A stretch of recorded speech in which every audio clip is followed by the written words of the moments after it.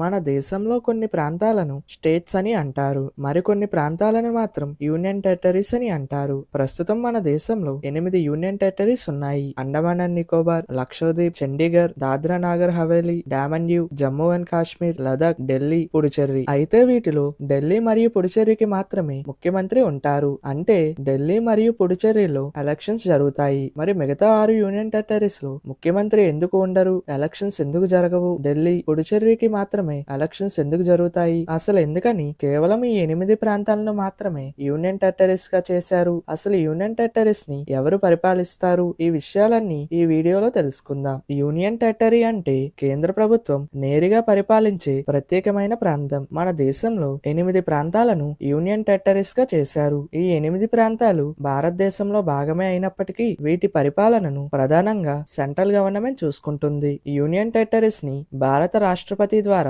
పరిపాలిస్తారు. అంటే భారత రాష్ట్రపతి ఈ యూనియన్ టెరిటరీస్ ని నేరుగా పరిపాలించరు. కానీ ఈ 8 యూనియన్ టెరిటరీస్ ని ఎవరు పరిపాలించాలి అనేది మాత్రం రాష్ట్రపతియే నిర్ణయిస్తారు. మన దేశంలో 28 రాష్ట్రాలు, 8 యూనియన్ టెరిటరీస్ ఉన్నాయి. వీటి మధ్య తేడా ఏంటి? సాధారణంగా ఒక రాష్ట్రానికి సొంత ప్రభుత్వం ఉంటుంది. అంటే ఆ రాష్ట్రంలోని ప్రజలు ఓటు వేసి ముఖ్యమంత్రిని ఎన్నుకుంటారు. అప్పుడు ఆ రాష్ట్ర ప్రభుత్వం విద్య, ఆరోగ్యం, పోలీస్, వ్యవసాయం, రోడ్లు వంటి అనేక విషయాలపై నేరుగా నిర్ణయాలు తీసుకోవచ్చు. ఎవరిని పర్మిషన్ అడగాల్సిన అవసరం లేదు. ఉదాహరణకు ఆంధ్రప్రదేశ్ లేదా తెలంగాణ వంటి రాష్ట్రాలకు ముఖ్యమంత్రులు ఉన్నారు. కాబట్టి మన 2 తెలుగు రాష్ట్రాల ప్రభుత్వాలు సొంత నిర్ణయాలు తీసుకోవచ్చు. కానీ యూనియన్ టెరిటరీలో మాత్రం కేంద్ర ప్రభుత్వ నియంత్రణ ఎక్కువగా ఉంటుంది. అంటే యూనియన్ టెరిటరీస్ లో భాగమైన 8 ప్రాంతాలకు ఏం కావాలన్నా, ఏమైనా డెవలప్మెంట్ చేయాలన్నా ప్రతి విషయం కూడా సెంట్రల్ గవర్నమెంట్ చూసుకుంటుంది. అసలు ఈ 8 ప్రాంతాలను మాత్రమే యూనియన్ టెరిటరీస్ గా ఎందుకు డివైడ్ చేశారు? మన దేశంలో ఉన్న ప్రతి ప్రాంతం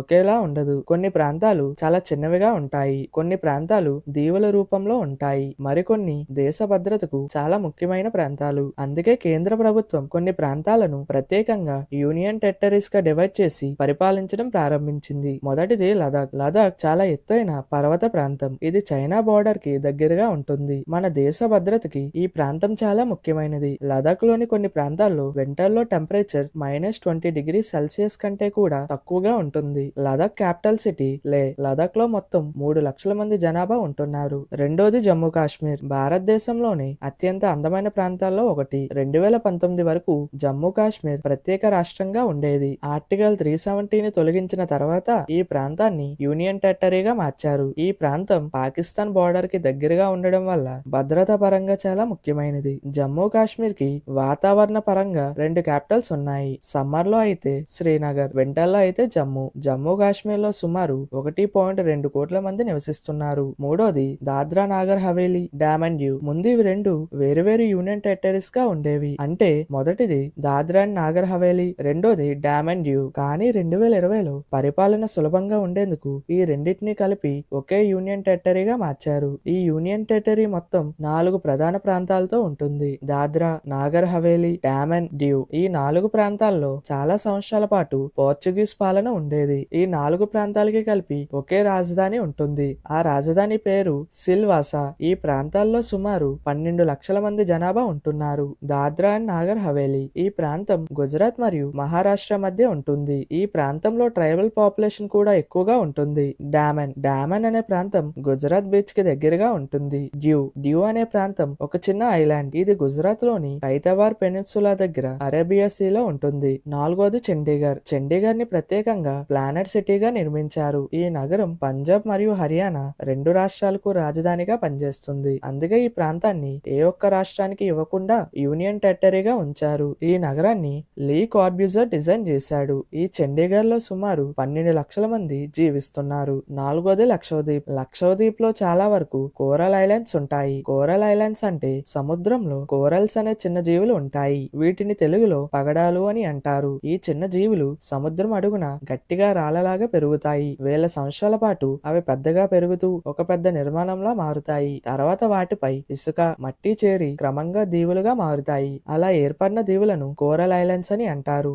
లక్షద్వీప్ సముద్ర భద్రతకి చాలా ముఖ్యమైన ప్రాంతం. అందుకే సెంట్రల్ గవర్నమెంట్ ఈ ప్రాంతాన్ని యూనియన్ టెరిటరీగా మార్చి పరిపాలిస్తుంది. ఈ లక్షద్వీప్ లో సుమారు 70,000 మంది నివసిస్తున్నారు. ఆరోది అండమాన్ అండ్ నికోబార్ ఐలాండ్స్. ఈ అండమాన్ అండ్ నికోబార్ ప్రపంచంలో సుమారు 836 ఐలాండ్స్ ఉన్నాయి. 836 ఐలాండ్స్ లో కేవలం 31 ఐలాండ్స్ లో మాత్రమే ప్రజలు నివసిస్తున్నారు. ఈ దీవులు సుమారు 590 కిలోమీటర్ల పొడవున విస్తరించి ఉంటాయి. ఈ అండమాన్ అండ్ నికోబార్ ఐలాండ్స్ ప్రపంచ వ్యాపార నౌకలు వెళ్లే సముద్ర మార్గాలకు చాలా దగ్గరగా ఉంటాయి. అందుకే ఇండియన్ నేవీ మరియు మిలిటరీకి ఈ ప్రాంతం చాలా ఉపయోగపడుతుంది. ఈ ఐలాండ్స్ లో కొన్ని ట్రైబ్స్ కూడా నివసిస్తాయి. వీరు వేల సంవత్సరాలుగా ఆధునిక ప్రపంచానికి దూరంగా జీవిస్తున్నారు. Andaman and Nicobar islands capital city port Blair. ఈ ఐలాండ్స్ లో సుమారు 4 లక్షల మంది జీవిస్తున్నారు. అయితే అండమాన్ మరియు నికోబార్ ఐలాండ్స్ రెండు వేరువేరుగా ఉంటాయి, కానీ ఇవి రెండింటినీ కలిపి ఒకే యూనియన్ టెరిటరీగా మార్చారు. అండమాన్ అండ్ నికోబార్ దీవుల మధ్య ఒక పెద్ద సముద్ర మార్గం ఉంటుంది. దాన్ని 10 డిగ్రీ ఛానల్ అని అంటారు. ఇది సుమారు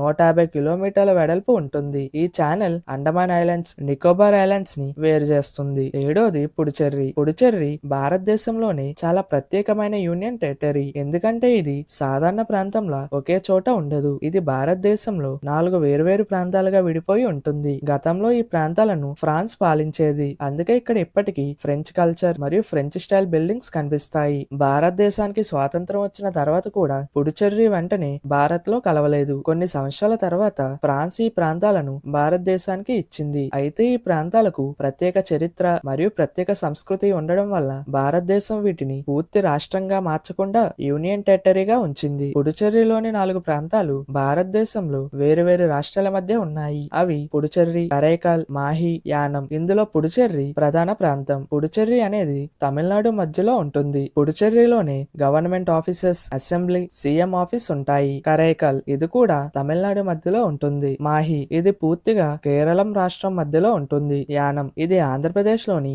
గోదావరి డెల్టా ప్రాంతంలో ఉంటుంది మరియు తెలుగు లాంగ్వేజ్ ఎక్కువగా కనిపిస్తాయి. పుడుచెర్రి ఒక యూనియన్ టెరిటరీ అయినప్పటికీ కూడా ఇక్కడ ప్రజలు ఎలక్షన్స్ లో ఓటు వేస్తారు. చీఫ్ మినిస్టర్ కూడా ఉంటారు. ఇక్కడ CM roads, water, electricity, schools, hospitals లాంటి రోజువారీ పనులను నిర్వహిస్తారు. పుడుచెర్రికి సీఎం ఉన్నా కూడా ఇది పూర్తిగా రాష్ట్రం కాదు. పోలీస్, ఫైనాన్షియల్ నిర్ణయాలు మాత్రం సెంట్రల్ గవర్నమెంట్ చూసుకుంటుంది. పుడుచెర్రి మొత్తం 4 ప్రాంతాల్లో కలిపి 12 లక్షల మంది ప్రజలు నివసిస్తున్నారు. 8వది ఢిల్లీ. ఢిల్లీ మన భారతదేశపు రాజధాని. మన దేశానికి సంబంధించిన చాలా ముఖ్యమైన కార్యాలయాలు ఢిల్లీలోనే ఉన్నాయి. ఉదాహరణకి parliament, supreme court, prime minister office, Rashtrapati Bhavan అన్ని ఢిల్లీలోనే ఉన్నాయి. అందుకే కేంద్ర ప్రభుత్వం ఢిల్లీపై ప్రత్యేక నియంత్రణ ఉండాలని నిర్ణయించింది. ఈ కారణంగా ఢిల్లీని పూర్తిగా రాష్ట్రంగా మార్చకుండా యూనియన్ టెరిటరీగా ఉంచారు. అయితే ఢిల్లీలో కోట్లాది మంది ప్రజలు నివసిస్తున్నారు. ఇంత పెద్ద నగరాన్ని పరిపాలించడానికి లోకల్ గవర్నమెంట్ అవసరం. అందుకే ఢిల్లీ ప్రజలు ఎన్నికల్లో ఓట్లు వేస్తారు. అలా సీఎం ని ఎన్నుకుంటారు. పోలీస్, పబ్లిక్ ఆర్డర్, ల్యాండ్ ఈ 3 ముఖ్యమైన విషయాలను ఢిల్లీ ప్రభుత్వం పూర్తిగా కంట్రోల్ చేయదు. ఇవన్నీ